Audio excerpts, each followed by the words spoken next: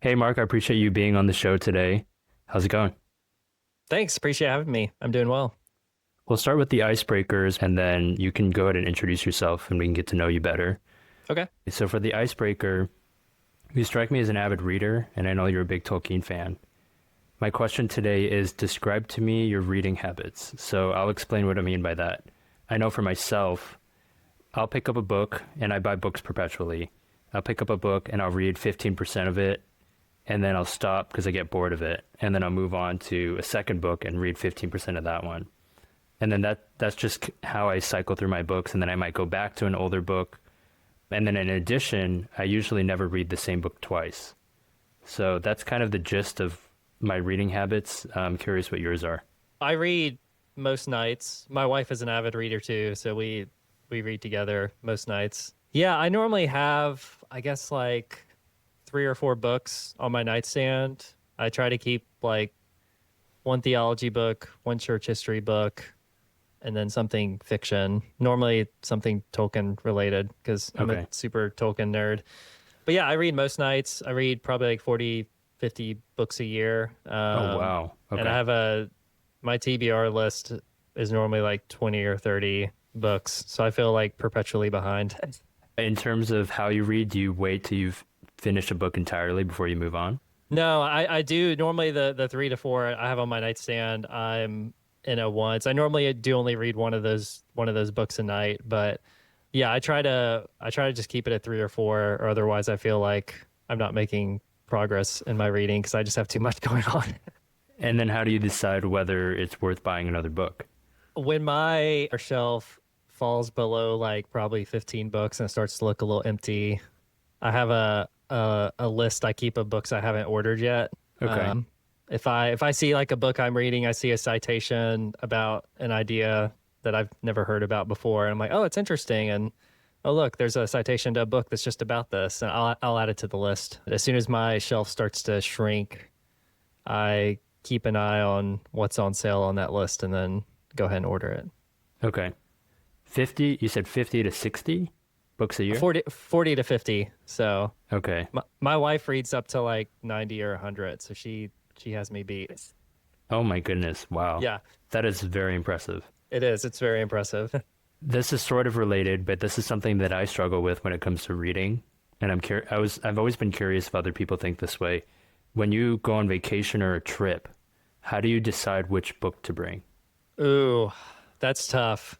So I normally bring whatever's on my nightstand, but we tend to go when we do travel, we always kind of know where the local bookstore is or Barnes and Noble is or something like that. And normally we'll go and pick up 1 or 2 books when we're out of town, and I normally end up actually reading that one, and then the books I brought just stay in the bag.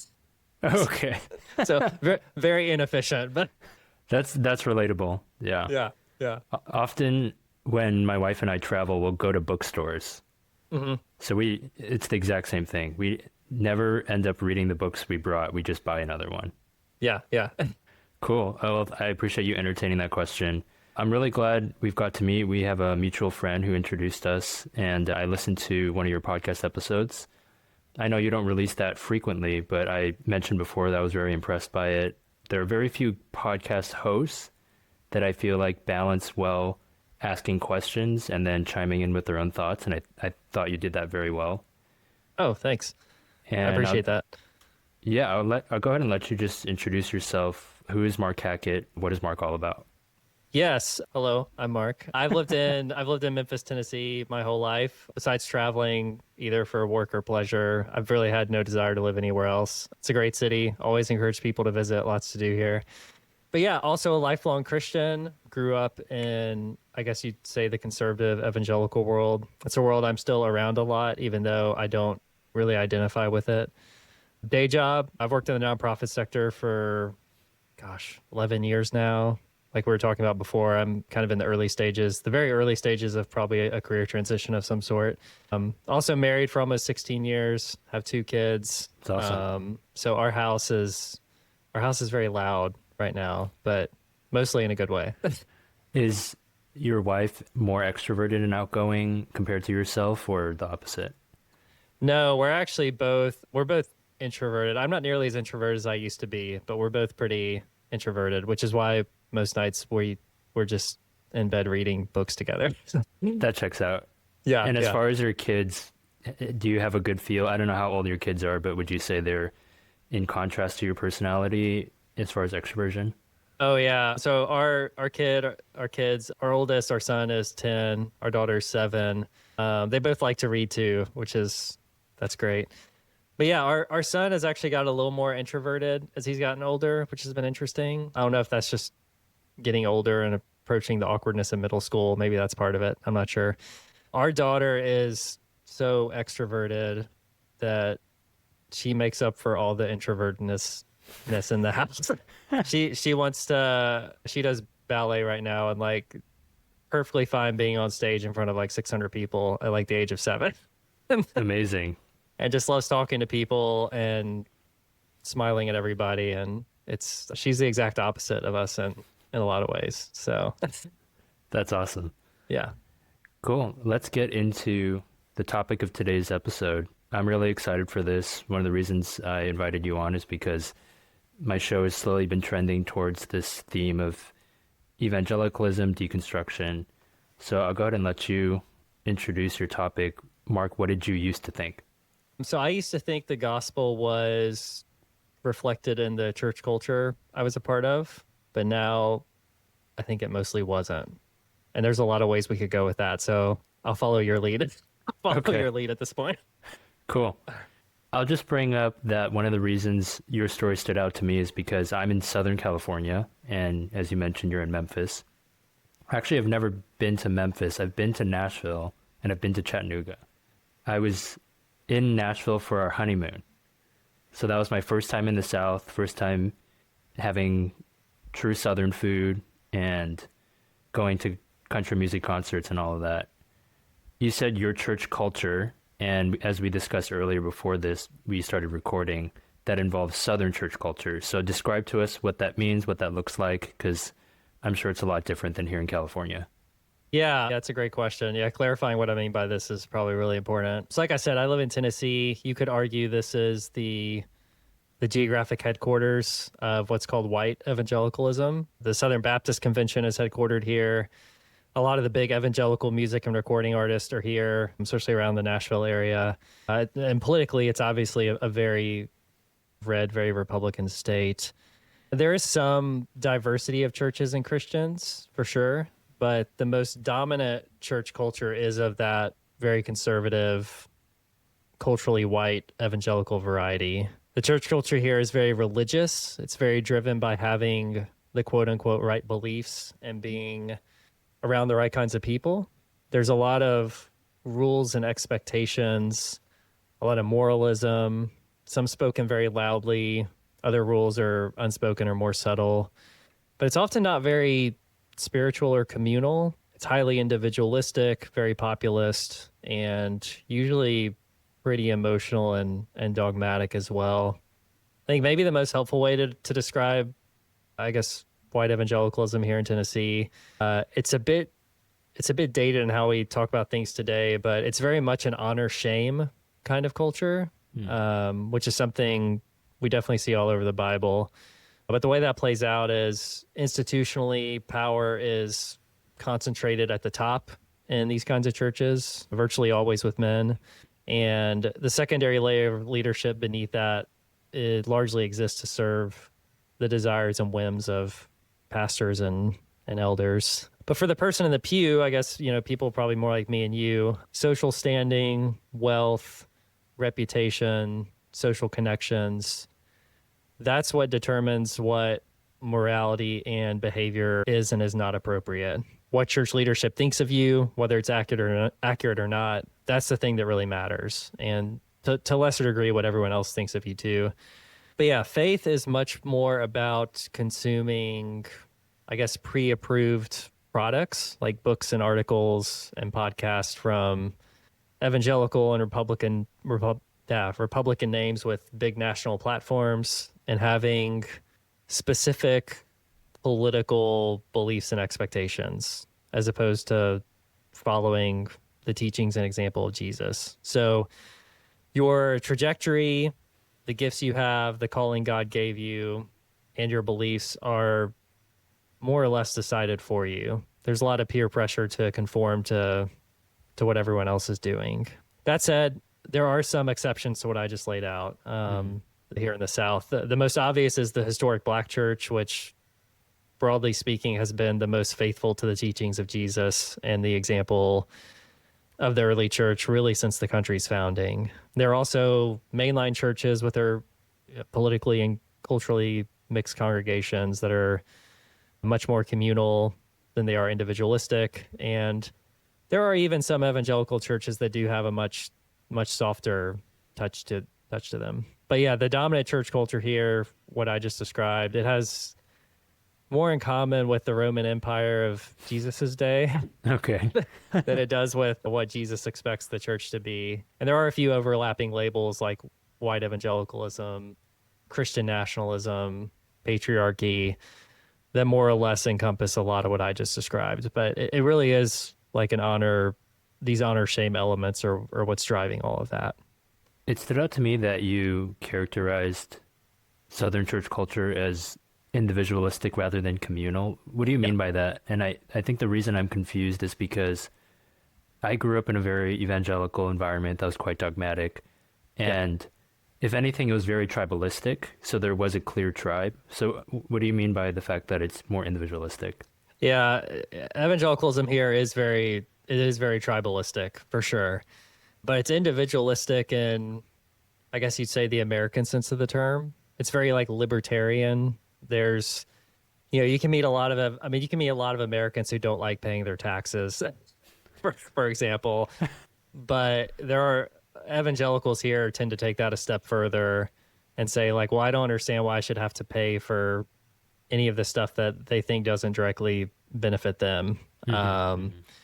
And that does play out in churches as well. This is why in a lot of evangelical churches, most of the money goes to paying for staff and buildings and things like that. And very little of it actually gets out the door to nonprofits or church members who are even trying to do good things in the community. So there is a community sense in that we evangelicals are in this together, but that's where it stops. There's little to no emphasis on like, well, what's happening in our city or our state or our country beyond maybe some sort of effort at like political or cultural control. Does that make sense? Yes, that does make sense. Okay, cool. And it helped that you clarified individualistic in the American sense, I think, especially in contrast to other cultures. One of the questions that came up when I was reading through your articles, which, by the way, for everyone listening, Mark has a great blog. Would you characterize it as a blog? Sure. I don't know what it is. We'll call it that. Okay. It's a website. So. Yeah, which I really like too, because I know, including myself, everyone's on Substack. So the fact that you created your own platform I think that's great. And one of the things that stood out to me is you used the phrase white American evangelicalism, which personally I actually haven't come across. I've heard Christian nationalism, I've heard American evangelicalism, but never characterized by race. And so other than the obvious, which is most of the folks at these churches are probably white, how is white American evangelicalism different? Why does that need to be differentiated? Yeah, so I would say two things, culturally and theologically. We can start with culturally because I think that's probably the most obvious. So I use the term white. I'm using that more in like a cultural sense, not necessarily the way someone looks. Because you can find in some white evangelical churches, you can find people who aren't white. But what white evangelicalism really stands for is some of the things I mentioned earlier, like patriarchy, a very moralistic approach to really just life in general, an emphasis on, quote unquote, being biblical as opposed to being Christ-like, which those are not necessarily always the same thing. Mm-hmm. And so that's what I mean by when I use the term white American evangelicalism, is this is very much a cultural, social, and political movement, more so, I guess you'd say, like a gospel-centered movement.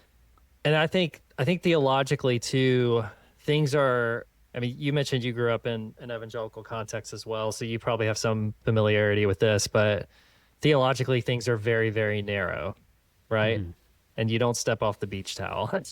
So if for example, you are reading your Bible one day and notice Paul saying something about the nature of atonement that doesn't fit into very narrow, very individualistic approach to like penal substitution, which is the big Protestant atonement theory, and you start asking questions about that, people are probably going to get upset with you pretty quickly. And so this is really, I think, what sets a lot of white evangelicals apart from not just American culture or the communities they find themselves in, but also much of the rest of Christianity. Probably like you, I know a lot of other types of Christians, Protestants, Catholics, Orthodox. I mean, I know lots of different kinds of Protestants, especially, and they have no issue talking about different approaches to theology and faith in everyday life and church history and all of these things. And those are the types of things you tend to be able to talk about a lot less in white evangelical settings. So that's what I mean by that. It is a very distinct culture. And when you're in it all the time, when it's the water you're swimming in, I guess it might be kind of hard to feel. Right. But if you're someone on the outside who steps into it, you're like, whoa, like what is what is all this? And the reason I can say that is, I mean, just in my day job in the nonprofit space, I've met so many people, Christian and otherwise, over the years, not just from all over the United States, but around the world. When they find out I'm in Tennessee, they always have questions about what things are like here. Religion tends to come up pretty quickly.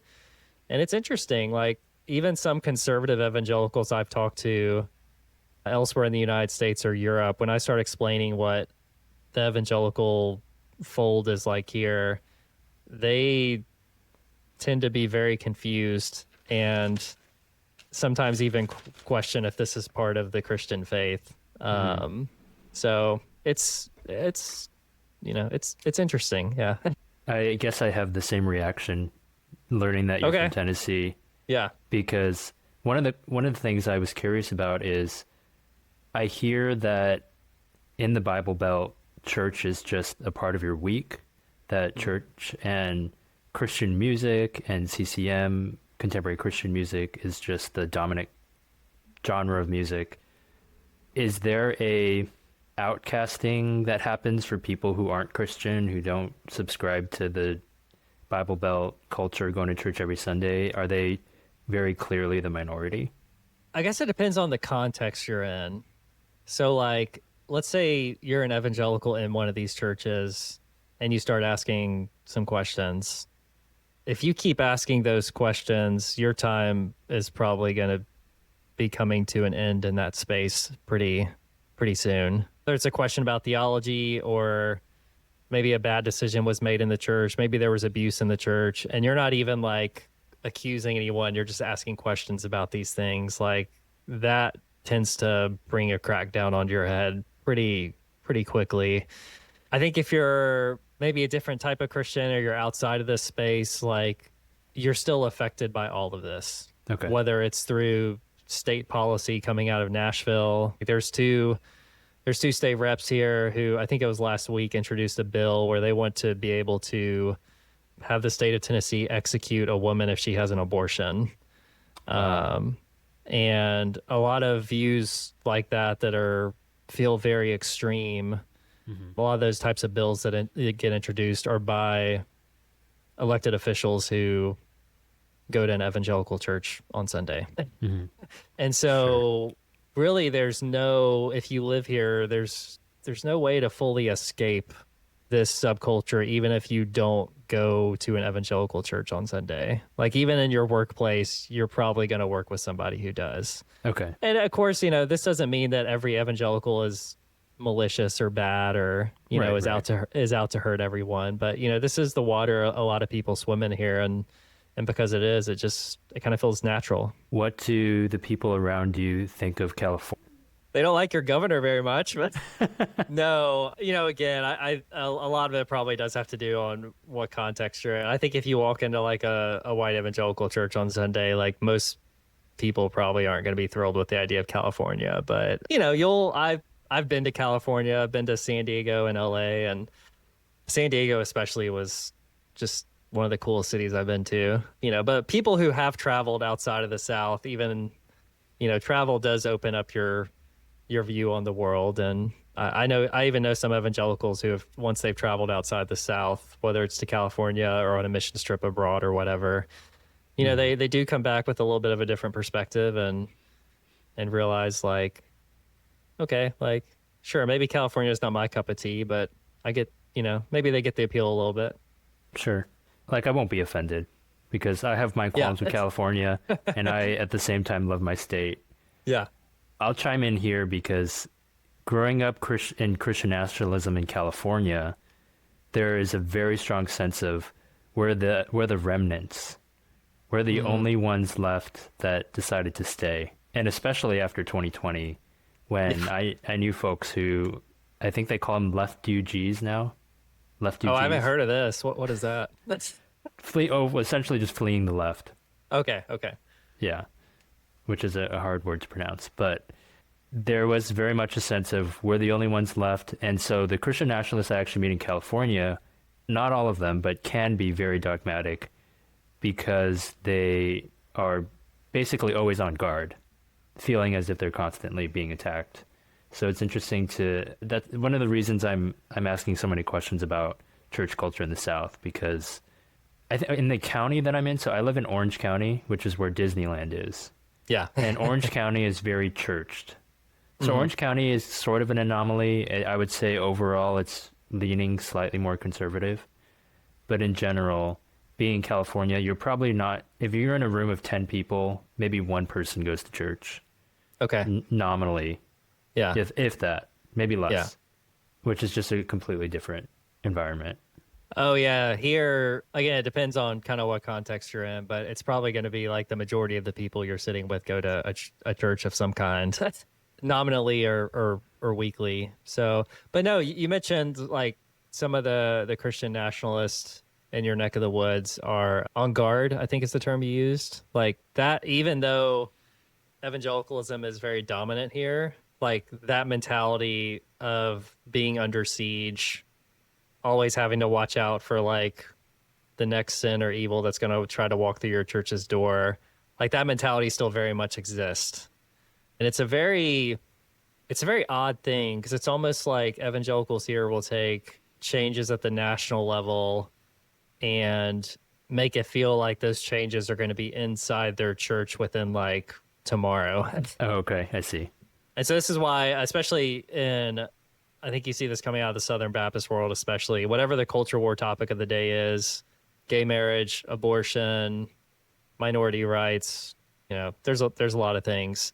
Whenever there's like a law passed at the national level or talk about extending rights to a group that historically has been marginalized or oppressed, you see white evangelical leaders who identify with Southern states instantly freak out.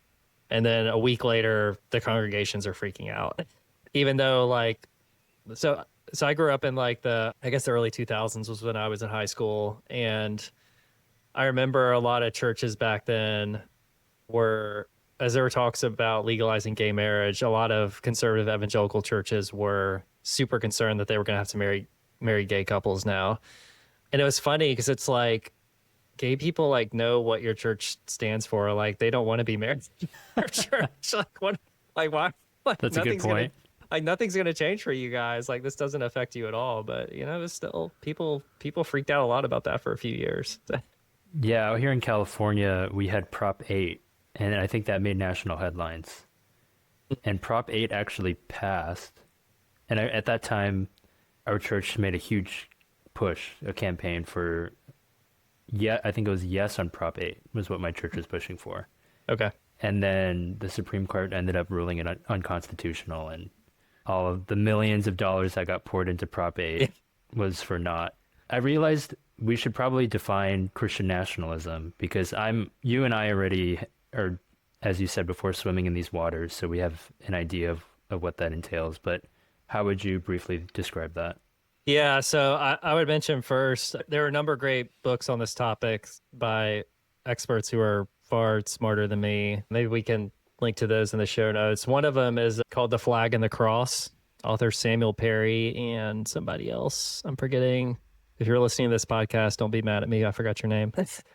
I mean, Christian nationalism is essentially a desire to bring together a very specific brand of I'd say, cultural Christianity and enforce the expectations and rules of it onto the entire country. And the reason I say cultural Christianity is because you do have some like Catholic Christian nationalists. This isn't just like an evangelical phenomena necessarily. I think the evangelical variety is what you hear most about, though, because it is the biggest and the loudest. But yeah, I mean, it is essentially like we want to, it's what we're living through now. We're going to take over governing institutions and media outlets, and we are just going to push this agenda we have onto everyone until everyone complies with it. Obviously, in a country as big and diverse as ours, like that's probably never going to fully succeed. Thankfully, there's just, I mean, between state and local, federal governments, just different kinds of churches, you have more and more just ordinary Christians who are pushing back against a lot of this stuff in their own communities. This is always going to be, at least the data I've seen is there is a pretty sizable minority of Americans who want to live in some form of a Christian nationalist state. But even in that sizable minority, there's disagreements and different desires on what policies should come first and who should be the politicians who make it happen and all that stuff. But thankfully, the Christian nationalist movement, to a certain degree, is a bit of a mess. They're, in some ways, they are their own worst enemy. Like we're seeing a lot of that play out in Washington right now, unfortunately, even though a lot of people are getting hurt by it. But yeah, I mean, it really is that desire to take a specific set of beliefs and ideas about how culture and families and communities should work and just try to make everyone conform to it, or at the very least go along with it and not speak out. Right. And I like that definition because you clarified cultural Christianity, which is, I mean, that's not even Christianity. Sure. Yeah. It's but it's the only way to really describe it. Yeah. Is cultural, or I guess nominal. I want to get into your own personal experience now, wherever you feel like it's best to start, as far as, were you fully immersed in this, totally on board? You do have a really good article on this that I'll link in the description that you title "Escaping White American Evangelicalism," which I think is the best succinct description of your story. But were you fully on board with this at one point, and then you slowly got disillusioned, or how did that play out? Yeah. So, I mean, I grew up in an evangelical church it was definitely politically and culturally conservative, but there was also I'd say like a high level of intellectualism in the teaching. And there was a heart for helping others in the congregation. So like, I'm the 9/11 generation. I didn't really see a lot of like the Islamophobia that many other evangelical churches were plagued with around that time and the several years after. I remember growing up and asking questions about faith and God and things in the Bible that I didn't understand. And I was treated, pretty kindly. And I felt like questions were encouraged. At least that was my experience. And knowing what I know now, though, that was pretty noticeably different from some of the harsher forms of evangelicalism that a lot of other kids my age were immersed in growing up. But, there was an emphasis on stricter gender roles. Purity culture was all the rage back then.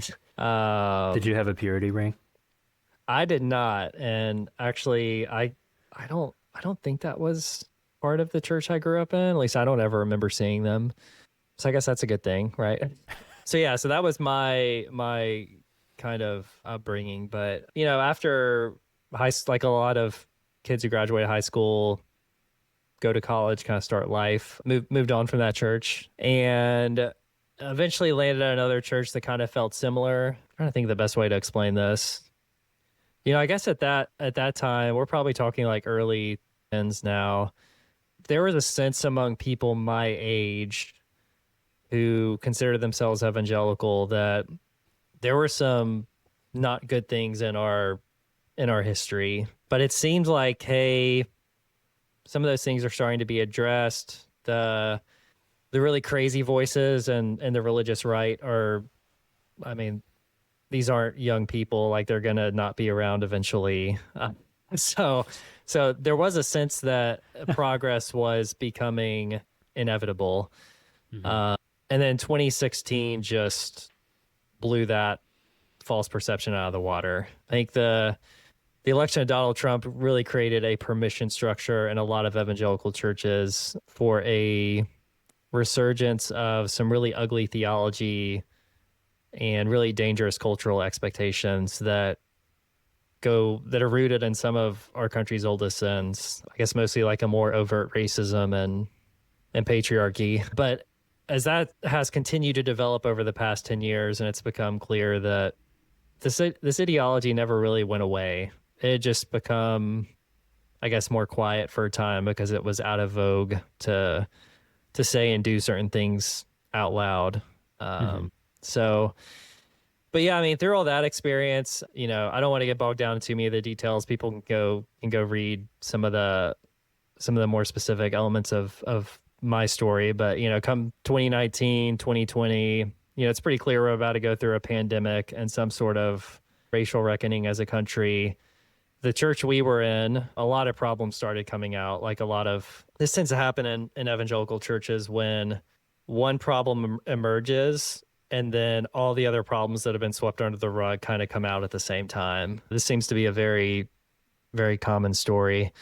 So the church we were at, when issues of child safety came up, missing money came up, you have all the Trumpism and some of this ugly theology coming back around. This is all happening within like the course of 2 years. I learned during that time that saying and doing the right things, at least as far as how this culture identifies what the right things are, as soon as you start pointing to some of these problems and asking questions, who you are and what you've done with your life doesn't really matter at that point, because you're questioning people's basic assumptions about how the world does and should work at that point. And most people, evangelical or not, are going to like really freak out when you do that. Yeah. So I'd say, coming out of the pandemic, 2021, 2022, just kind of realized like I can't be a part of this world anymore. Yeah. And, I don't think I was ever fully on board with patriarchy. My wife and I have been married for almost 16 years. We've never had that kind of marriage. I was never really into Republican Party politics. I never really had an opinion on if women should be pastors or not, but it was just something I never really thought about, to be honest. But yeah, I mean, I also wasn't completely blind my whole life either. Like, I saw things for years that I deep down knew were wrong or that I didn't understand. And I tended to just keep my mouth shut because I think subconsciously I knew that as soon as I started saying some of these things out loud and asking some of these questions, like, life as I knew it was pretty much going to be over. Sure. And I did have friendships that I valued and connections I had that I didn't want to let go of. And because of that, I did hang around in the system way longer than I should have. And so a lot of what I, write about is kind of coming to terms with all of that and what maybe the future for people who have been in similar settings, kind of what maybe some path forward looks like. Yeah, reading your article is very heart-wrenching, I guess would be the best way to describe it. And there are similarities with my experience, but your experience is unique to you. And it's tough. It's I think especially because you've spent quite a few years in it, like you said, maybe sort of trying to make the best of it or staying in longer to be loyal. You give a couple examples in the article. I was wondering if you could just relay one of them where it was a moment where you realized, okay, the trust here is broken, both ways. I hope I'm not making you relive something too traumatic. Oh, no, you're good. Just to give listeners an idea, you've kind of hinted on like overarching themes of like problems with patriarchy and race, but what's an example of an encounter that sort of was the epitome of that? Yeah, I think kind of the real breaking point for me, it was maybe like a month before the pandemic hit. And if anyone remembers what, I guess, January and February of 2020 felt like, it felt like it was a dark time for a lot of people. Like everyone could see this kind of wave of something not good coming in our direction, even though we didn't really fully understand what it was. And so that's all happening in the background and all of these issues at the church we were at were kind of bubbling over at the same time. But I had a lot of concerns about child safety issues at the church. It had come to light that at least one kid had been physically abused. Thankfully, not super severely, but enough that it was like, Hmm. this is not good. And then maybe other kids had been as well. There was money missing from the church's parents' day out program, and there was no church elder overseeing any of that. And so it was pretty clear, like, best case scenario, the church just dropped the ball, like in the worst way possible. And as a young parent who had, a son in this program, like a lot of the parents in it, we obviously had some very, very real concerns. But Hmm. and I'd had conversations with the senior pastor who, to his credit, was actually really great through that. He was like, if you need something at 2 a.m, like, Yeah. call me. Wow. At the outset, the church had said, if your family needs counseling or any sort of assistance, like, the church is going to pay for it. But as it became clear that the church had screwed up, a lot of that stuff started getting pulled back. Oh, okay. And so families that were finding out, like, oh, you have to file like a police report before you can access some of these counseling services. But it's also like, I don't know if my kid was abused, so I can't file a police report. And then certain people in their church kind of washing their hands, be like, oh, I guess we can't help. Hmm. So there's a lot of stuff like that. But there was one elder in particular who I finally had it out with, because it was just like, the fact that no one's been held accountable at this point, it's been months, is like, this is insane. Like, Hmm. we're going to repeat the same mistakes if something doesn't change and people aren't held accountable here. And that ended in him accusing me of having problems in my marriage. And Oh, that's what wow. I was really ticked off about that. Not so much about kind of the state of the church. And that's when I realized, like, yeah, I've had some concerns for several years now about this church culture I'm a part of. Not even necessarily the specific church we were at, but just kind of evangelical culture more broadly. But it's like, this has gone from turn to some really dark stuff. like like we're talking about the safety of children here, and I'm getting accused that the real problem is issues in my marriage that were non-existent. Hmm. Yeah. I like that's the response to all of this. So yeah, that's when I was just like, yeah, I can't be a part of this anymore. I don't want to be a part of this anymore. Like, if this is what this church subculture is all about, like, count me out, and I don't really care what the consequences are at that Yeah, point. of course. Yeah. So yeah, I mean, we left that church and lost friends at that church, lost friends that were kind of attached to that church in other ways. The nonprofit I worked for lost quite a few donors through that, as well, as I kind of became more and more vocal about some of the issues that I was seeing in this kind of the broader church culture around me. But yeah, I don't, looking back, this was obviously several years ago now. Like, I think the only thing I would have done differently is probably left earlier. Like, I don't think I did anything perfectly, and I'm sure there's conversations I could have handled better. Maybe people I should or shouldn't have it talked to. Sometimes it's hard in the moment and when things are messy like this to know kind of what the best or right thing is to do. I mean, I've had people come to me, including from that church, even late last year, and tell me, like, hey, I thought you were crazy, but, like, I think I at least understand now. Yeah. And so, so I try to keep that in mind in all of my writing and podcasting. Like, I'm probably not going to convince, like, the hardcore Christian nationalists that what they're doing is at best less than helpful, at worst harmful. Right. But there are other people who are listening in and paying attention when some of these conflicts and conversations are happening. Hmm. And even in evangelicalism, like, there are a lot of people who are very observant Hmm. and pay attention when this stuff happens, even if they don't speak out themselves. And, after a few years of thinking of that, and maybe a bad experience themselves, kind of come around and realize, like, maybe this guy wasn't the problem that I was, or the threat I was told he was. So It takes a lot of self-control to not say I told you so. yes. Yeah, I went through that phase where there was a few times it was kind of like I kind of wanted to smack someone in the face, like, verbally, with the "I told you so." But I don't know. The further I've gotten away from it, and especially the less personal it's become in some Hmm. ways, Yeah. I'm much more inclined nowadays to just kind of listen to the horror stories that are coming out of this subculture, and try to even share some of my own experiences to let people know, like, hey, like what you're experiencing, I hate to tell you, but there's a lot of people who have gone through this already and still Right, are, right.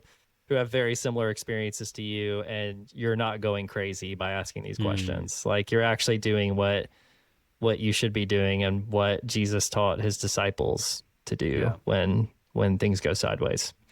After your wife and yourself decided, okay, we're gonna leave, we're just gonna cut ties. Now that you're churchless, what are the things you're looking for in your next church, which you may or may not be attending now? But I'm curious because all of this, I'm sure, kind of rearrange your priorities. Now you're not necessarily just looking for the good kids ministry. You're also looking for very specific, things in leadership and areas of safety. So what was your criteria list as you looked for a new church?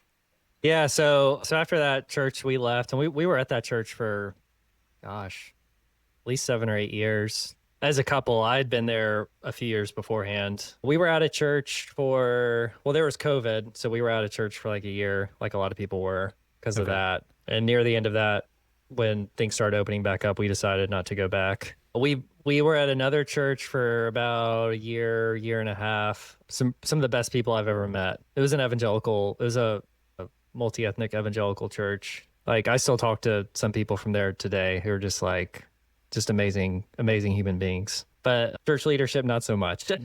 Very, very much in the same variety of we can do no wrong, like it's our way or the Okay. highway. And Yeah. so that church went through its own implosion that we were more on the margins of that time. But when it Hmm. started happening, definitely saw all the red flags and warning signs that, like, this is not going anywhere good. And so yeah, so we were out of church for maybe another 6 or 7 months after that, and I was kind of just okay with continuing not being in church, but my wife really wanted to find something, and so I kind of just followed her lead on that. And so right now we're, I guess, for a little over 2 years now, we've been at a small Presbyterian church that, I'll be honest, is a little too evangelical for my taste. But it's definitely not what we've dealt with in the past either. Okay. It's, there is I feel like a new wave of kind of evangelical churches coming online now that are younger, that the people who have left the environments that we're talking about today are very much a part of, and seem to have learned from a lot of those mistakes. So it's been good. I've kind of found my little niche in the church, I think. And our kids are happy and safe, which as a parent is, you know, at this point, that's like 90% what Yeah, yeah. what I want is just to make sure my kids are safe and, around people who care about Jesus. And I would say that the church we're at now definitely does that. But yeah, like, I Mm. mean, I feel like a lot of people who are kind of in my shoes, or it sounds like maybe a little bit like your shoes too. I'm definitely drawn to much older liturgical kind of models of the Christian faith now. Like, I see a lot of beauty in Anglicanism and Catholicism, uppercase O orthodoxy. Hmm. Like, I could see myself going in one of those directions at some point, but for now, at least, I think God's kind of put us where we're supposed to be, and I'm grateful for it. So, Which Presbyterian denomination? yeah, so it's PCA, which I'm not a Okay. huge. It's Presbyterian Church of America. I'm not a huge fan of the denomination. I know a lot of Presbyterians, again, some really great people, but there are things that happen at the denominational level or in other presbyteries that just are like, we've been making the same mistakes for decades, guys. Like, Yeah, maybe we yeah. should try something else. So, Yeah, yeah. so I've attended a PCA for 5 years now. Okay. Yeah, two different PCAs. One thing I've learned being in the PCA is that West Coast PCA-ness is much different than probably what you're experiencing out there. I would imagine. Yeah, it's not a perfect church by any means, but Yeah. we've my current PCA has done a lot to help me, which has been good. I am curious, you brought up your blog and then your content and all the podcasts you've been releasing. What is your goal with all the content? Is it to change people's minds? You kind of already said you're probably not going to change the minds of those who are sort of in the extreme areas Mm. of politically and theologically. I know for myself, when I podcast and do these interviews and conversations and release Substack articles, a lot of it is just for my own healing. And I know that's been a Yeah. big part of it. Yeah, why would you say you're so driven and motivated to continue releasing content? Yeah, I think so. Writing for me, especially, is how I process things. I've written privately for, gosh, since I was in high school, really. It's just kind of in my blood. It's part of who I am. And yeah, during, I guess, coming out of that really bad church experience, like during 2020, 2021, it's like, I'm just kind of curious, like, what other people think about some of the things I'm writing. Like, I feel like I'm going crazy. Am I going crazy? So I just started publishing some of it, and just through that, just the flood of emails and comments of like, Mm, I went through this exact same thing at this other church in like another city, and realizing like, oh, these like my story is really actually not that unique. Like this is happening all over the place. So, I do a lot of this is for kind of my own healing and journey. Because again, this is kind of part of who I am. This is how I process things. But mm, I think it also realizing too, when I went through that experience, there were several months where I had nobody who could help me figure out like what went wrong, where where I needed to go next, kind of start processing all of that. And at that point, I had started writing and realized, okay, this is like part of a much bigger problem. It was around that time I read the book Jesus and John Wayne by Kristen Dumais, which I'm sure you're probably at least familiar with. And that book connected like it does for a lot of people. It connected a ton of dots for me. And I actually reached out to Kristen to thank her for writing the book, and through that started the podcast with her as my first interview. Which is just such a brilliant and insightful woman. And yeah, I've just kind of kept going ever since. When I read something or hear someone help identify and define what some of these issues are in a way that I think really resonates with people, I'll either try to have that person on my podcast to just have them talk about kind of how they got into all of this, and why they're writing about it, why they think it's important. And just in my own kind of reading and studying and stuff too, and what's in my own head, writing about some of that. Not to say I have all the answers, like I don't. I'm probably more uncertain about everything than I've ever been at any point in my life. But mm, I do think putting some of this out there, probably in a similar way that you're doing it, you never know who's going to find something like this and be like, oh, wow, this is like exactly what I needed in this moment yeah, to get me through the day, or to get me to leave this church, or to get me to try a new church. right. Just because for so long I didn't have a voice, anything to rely on to figure some of that stuff out. I think it's really important for people who have been through this to offer that hand, whether it's just online or in real life, to others who are starting to go through stuff like this. So that's why I do it. But Yeah, that's well said. And one of the few reasons I am grateful for the internet. definitely, can you imagine if this was all happening and we had like no way of, I mean, especially me here in Tennessee, like I would have no way of hearing someone who's like Methodist or Catholic, just because the way the church world works here. I would have no way to find another perspective without being able to go online and just find. Yeah, I'd end up scribbling help I'm deconstructing on a piece of paper and just putting it on a pigeon and just sending it out into the world, and Yeah, right. maybe some charismatic will find it. Yeah. Oh, that's great. Yeah, I want to wrap up with if someone came up to you now after all of this and your story and what you've gone through, and they learned you're a Christian and they were curious about Christianity, and they're like, Mark, I'm curious, I want to be a Christian, or tell me more about Christianity. What is it all about? What would you say now that you've been through what you've been through? Ooh, man, that's tough. I think I would probably just point to Jesus. Just say, listen to what he said. Look at how he treated people. Look at how he called people into repentance and repair.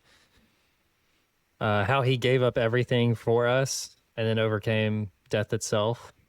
You know, he the story of Jesus really sets a pattern for us to follow. I think going back to the problem in evangelicalism for a second, if there is a core theological issue you really wanted to nail down on, I think the evangelical or the white evangelical understanding of Jesus is probably where most of these other issues stem from. This idea that Jesus died for me and my sins so I can get to heaven, that's not, I'm not saying that's wrong.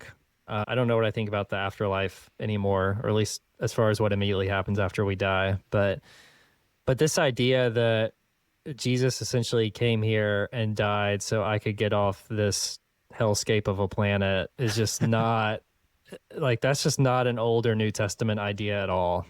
It just isn't. And I think what we really see in the four gospel accounts is Jesus laying out a pattern of how we are to live our lives and how we talk, how we walk, how we interact with other people. That's not to say that doctrine and creeds and beliefs, don't have an important role to play. I think they do. But all these kind of extra things, they should be means to the ends, not the ends themselves. Mm-hmm. And when Jesus becomes the means and the ends, I think that's when we start seeing some of these problems go away. And I think it's, at least in our moment on the timeline, it's us taking one small step to seeing the beautiful picture we see in Revelation when heaven and earth are made one. Yeah. Yeah, I'm with you on the certainty regarding the afterlife. That's something that's come up. It actually came up in the last podcast episode of my show. And at this point, I'm the shrug emoji. I'm just kind of me too. It's tough, and it sounds like we're on very similar trajectories as well, because I have found much beauty in Catholicism and capital or Orthodoxy, and a lot of my friends in those traditions have helped me to heal quite a bit, while simultaneously not trying to convert me to Catholicism or Orthodoxy, which I really do appreciate. Yeah, this has been awesome. Is there anything that we didn't talk about that wasn't brought up that you're just itching to bring up regarding this topic? I don't think so. I think we covered oh wow, it's already been an hour. We've covered a lot of ground. Well, yeah, it helps me. It helps me when you have things to talk about, because I do not like talking. So okay. Thank you for doing the heavy lifting. Oh, absolutely. This was a lot of fun. How can people learn more about your work? Where can they find you, socials, or any of your content? So the best place to find me is at my website. That's just markhackett.com. If you Google Mark Hackett Faith or something, I'm sure I'll come up. I have a free newsletter that goes out once a month and includes the latest thing I've written about or guests I've had on the show. And also includes some of the books I'm reading and things like that. So that's a great way to keep up with me. I'm also on Instagram, markhackett.faith. And on Threads, just Mark Hackett on there. Yeah, that's me. Awesome. And I will say that I checked out your merch store and I bought a t-shirt. Cool. So I'm going to give a shout. I'm going to, let listeners know to definitely check out that merch store. That's great. I'm not looking to make money doing all of this, but being on the nonprofit salary, making sure the website gets paid for and stuff like that. If I need a new microphone or something, that's how things get paid for. So I appreciate it. Yeah. I mean, my pet peeve is terribly designed Christian merch. Oh, which is so prominent. I mean, if I see WWJD on another mug or bracelet, because that's the only thing Jesus ever talked about. Anyways, Thank you again, Mark. I really appreciate it. Yeah, this was a lot of fun. Thanks.